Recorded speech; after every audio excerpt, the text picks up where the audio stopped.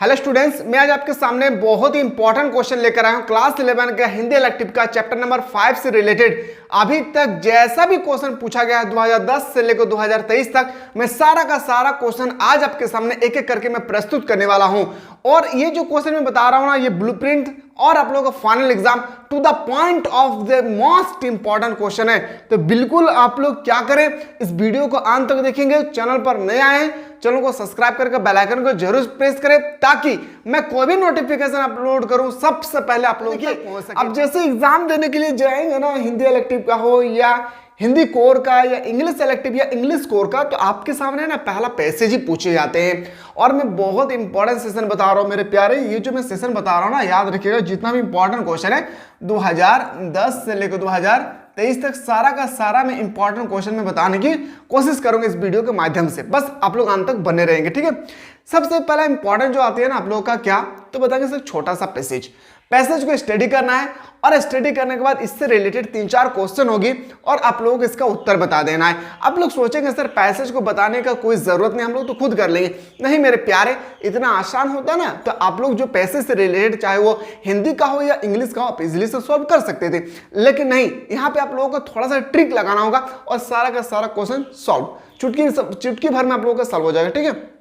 समझिए, 1888 में जब ज्योतिबा फुले को महात्मा की उपाधि से सम्मानित किया गया था तो उन्हें कहा गया, मुझे महात्मा कहकर मेरे संघर्ष को पूर्ण विराम मत दीजिए। किसने कहा था, तो बताएंगे सर ज्योतिबा फुले ने। जब व्यक्ति मठाधीश बन जाता है तब वह संघर्ष नहीं कर सकता है, यानी सब अगर लोग उनसे बोलते रहेंगे अरे वाह वाह क्या काम किए, तो वह फिर संघर्ष नहीं कर पाएंगे।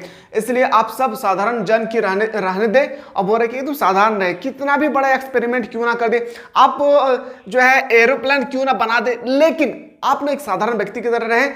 इस तरह से अगर रहेंगे ना तो आपको डेवलप करने में और आपको एक्सपेरिमेंट करने में और मजा कुछ और ही आएगा, ठीक है। मुझे अपने बीच में अलग ना कर। महात्मा ज्योतिबा फुले की सबसे बड़ी विशेषता यह थी कि जो कहते थे उसे अपने आचरण और व्यवहार में उतार कर दिखाते थे।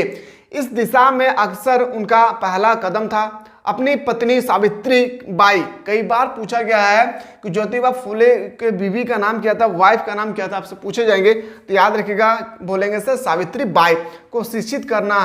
ज्योतिबा ने अपने मराठी भाषा ही नहीं बल्कि अंग्रेजी लिखना पढ़ना और बोलना भी सीखते थे।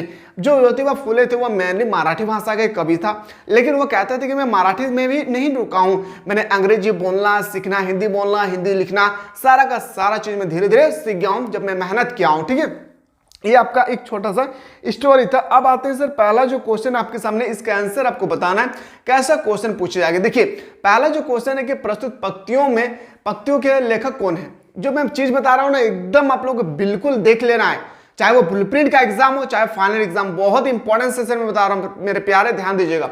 तो बताएंगे सर सुधा अरोरा, क्यों, क्योंकि अभी हम लोगों ने जस्ट डिस्कस किए। क्वेश्चन नंबर अगर आपसे 2 पूछे जाएगी ना, क्वेश्चन नंबर 2 हमें बताइए थोड़ा सा, तो आपको बताना है सर जो क्वेश्चन नंबर 2 है, ध्यान से देखिए। आपसे पूछा गया है कि ज्योतिबा फुले को महात्मा की उपाधि से कब सम्मानित किया गया था। मैंने अभी जस्ट बताया था 1888, बताया था ना 1888। इसका बिल्कुल सही उत्तर हो जाएगा, यानी ऑप्शन नंबर क्या हो जाएगी, ए इसका बिल्कुल राइट आंसर हो जाएगी। क्वेश्चन नंबर अगर आपसे तीसरा पूछा जाएगा ना, सबसे पहले ज्योतिबा फुले ने किसे शिक्षा दी थी, बहुत ही इंपॉर्टेंट। सबसे पहले ज्योतिबा फुले ने किसको शिक्षा दिया था, ये आपसे क्वेश्चन कर रहे हैं, ठीक है। तो देखिए ये जो क्वेश्चन है ना, देखिए अपने पत्नी को, अपने बहन को, अपने पिता को या अपने चाचा को। तो मैंने अभी जस्ट आपको बताया था कि यहाँ पे किसके बारे में बताया गया था, सावित्री के बारे में। सावित्री कौन था, तो बताएंगे सर जो हम लोगों का ज्योतिबा फुले उनकी वाइफ। तो बताएंगे सर सबसे पहले उन्होंने अपने वाइफ को शिक्षा दिया था। ऑप्शन नंबर क्या हो जाएगा, ए इसका राइट आंसर हो जाएगी। ये छोटा सा पैसेज था और मैं आपके सामने फिर से लेकर आया हूं। अब यहाँ पे से आपका क्लास स्टार्ट होता है क्वेश्चन नंबर 1 से। जैसे ज्योतिबा फुले शीर्ष जीवनी के लेखक कौन है, जो ज्योतिबा फुले है इसके शीर्ष जीवनी का लेखक कौन है, ये आपसे पूछे गए हैं। तो मैंने अभी जस्ट बताया आपका क्या होगा, सुधा अरोरा। क्या हो जाएगी, सुधा अरोरा जो है ज्योतिबा फुले का राइटर है, ठीक है। अब आप लोग चाहते हैं सर हम लोगों को आर्ट्स में, क्लास 11 में आर्ट्स में बेहतरीन तरीके से तैयारी करना है, तो कुछ नहीं करना है, प्ले स्टोर ओपन करें और मिसाइल क्लासेस के ऐप को डाउनलोड करें। डाउनलोड करने के बाद इस कोर्स को जरूर बाय कीजिएगा। कौन सा कोर्स को सर, इस कोर्स को, बहुत सारे कोर्स है क्लास 12 से रिलेटेड, क्लास 11 से रिलेटेड, लेकिन अगर आप टॉप पोजीशन पे आना चाहते हैं तो इस कोर्स को जरूर बाय कीजिएगा। फी भी बहुत ही नॉर्मल है, इसका फी ओनली फॉर ड्यूरेशन अभी आप देखेंगे तो 260 रुपये या 270 रुपये के बीच में होगी, और ऊपर से आपको ऑल सब्जेक्ट का आपको बेहतरीन तरीके से यहाँ पे प्रोवाइड किया जाएगा।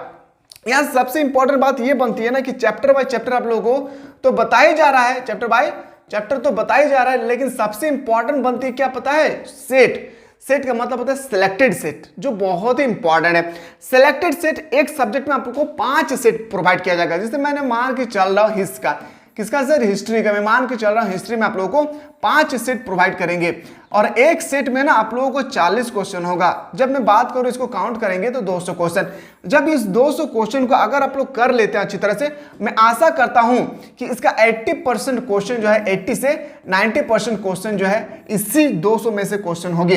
ये तो मैं सिर्फ आपको हिस्ट्री के बारे में बताया हूं, और ये करने में मजा तब आएगा जब आपको पूरा सिलेबस कंप्लीट हो, और हमारे एप्लीकेशन के माध्यम से, मिसाइल क्लासेस के ऐप के माध्यम से आप लोगों को सिलेबस को धीरे धीरे कंप्लीट करा दिया जा रहा है। ठीक है, तो लेट ना करें। फी भी बहुत नॉर्मल रखा गया ताकि गरीब से गरीब बच्चा यहाँ आकर पढ़ सके और अपने नाम रोशन कर सकते हैं, अपने मदर फादर का नाम रोशन कर सके, अपने गांव का नाम रोशन कर सके, इसलिए कम रखा गया है। ठीक है, तो बिल्कुल आप लोग जल्दी से ज्वाइन करें।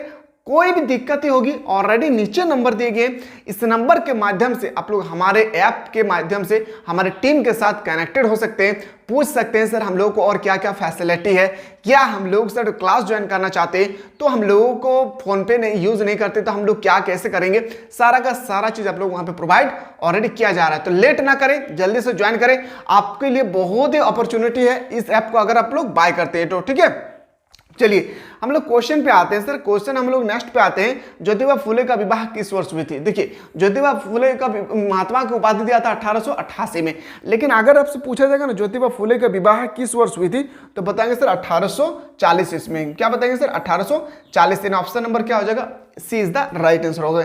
और अगर क्लास अच्छा लगे ना तो अपने दोस्तों को जरूर शेयर करें ताकि वो भी पढ़े लिखे और आगे बढ़े। ठीक है, समझ में आ रहा है ना जी, कोई तो आप लोगों को दिक्कत नहीं हो रहा ना, कोई दिक्कत होगी तो जरूर बताइएगा। ज्योतिबा फुले के मौलिक विचार किस पुस्तक में संग्रहित है। कोई पुस्तक नहीं होगा बल्कि यहाँ पे कुछ पुस्तक में संग्रहित है, ये आपसे पूछे गए हैं, जो क्वेश्चन नंबर 3 है। तो बताएंगे सर याद रखिएगा इनमें से सभी। ऑप्शन नंबर क्या हो जाएगी, ऑप्शन नंबर डी इसका बिल्कुल राइट आंसर हो जाएगी। अगला प्रश्न अगर आपसे पूछा जाएगा ज्योतिबा फुले ने किस प्रकार की मानसिकता पर प्रहार किया था, बहुत इंपॉर्टेंट ये क्वेश्चन, और आशा करते हैं कि फाइनल एग्जाम में ना ये क्वेश्चन आपसे पूछेगी कि ज्योतिबा फुले जो थे उन्होंने किस प्रकार के मानसिकता पर प्रहार किया था। तो ये जो क्वेश्चन है बहुत इंपॉर्टेंट है। तो क्वेश्चन नंबर जो आपके सामने 4 है ना, तो बताएंगे सर रूढ़िवादी। क्या हो जाएगी, रूढ़िवादी ना। ऑप्शन नंबर क्या, ऑप्शन नंबर ए इसका बिल्कुल सही उत्तर हो जाएगा। इसके बाद आपको कौन से सब्जेक्ट के बारे में बेहतरीन तरीके से प्रिपेयर करना है ये भी बताइए, तो जल्दी से आप लोग कॉमेंट सेक्शन में कॉमेंट करना ना भूलें। क्वेश्चन नंबर आते हैं सर 5 पे, ज्योतिबा फुले की पत्नी का क्या नाम था।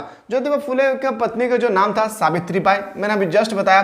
और जो ज्योतिबा फुले हैं इन्होंने सबसे पहले जो शिक्षा प्रदान किया था, किसको, शिक्षा किसको देना चाहता था, तो अपने वाइफ को, ज्योतिबा फुले को। ठीक है, चलिए अगला प्रश्न अगर आपसे पूछा जाएगा क्वेश्चन नंबर 6 में, ज्योतिबा फुले ने किस संस्था की स्थापना किया था। बहुत important question, very very important question, top of the most important question है ये, याद रखिएगा। ज्योतिबा फुले जो थे उन्होंने किस संस्था की स्थापना किया था, आपसे पूछेंगे सत्य शोधक समाज की। याद रखिएगा सत्य शोधक समाज की स्थापना कई बार एग्जाम में अभी तक पूछा जा चुका है कि सत्य शोधक समाज की स्थापना किसने किया था, तो आपको बताना होगा सत्य शोधक समाज की स्थापना करने वाला कौन था, ज्योतिबा फुले। कौन था sir, Jyotiba Phule. And option number क्या हो जाएगा, सी इसका बिल्कुल सही उत्तर हो जाएगी।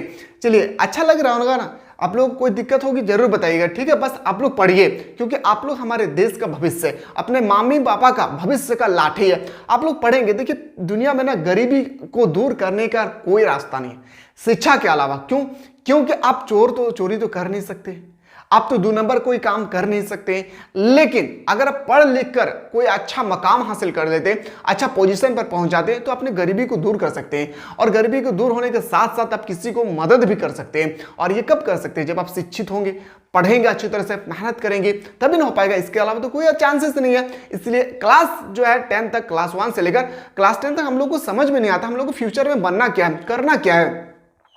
लेकिन जैसे हम लोग क्लास 11 और क्लास 12 में कदम रखते हैं ना, हम लोग को पूरा चीज समझ में आ जाता है कि घर में कितनी जिम्मेदारी है, बहन का शादी है, भाई को पढ़ाना है, कुछ भी हो वगैरह वगैरह काम हो, रिलेशनशिप को मदद करना है, तो ये सब हम लोग नहीं कर पाते हैं। इससे हमको माइंड में आता है कि नहीं, हम लोग पढ़ेंगे लिखेंगे तभी कुछ बनेंगे, तब जब हम मेहनत करेंगे तब इन लोगों को मैं मदद कर सकूंगा, मैं अपने भाई बहन को पढ़ा सकूंगा, मैं अच्छे घरों में मेरे सिस्टर को मैं शादी करा सकूंगा, है या नहीं। तो इसके अलावा कोई रोल नहीं है।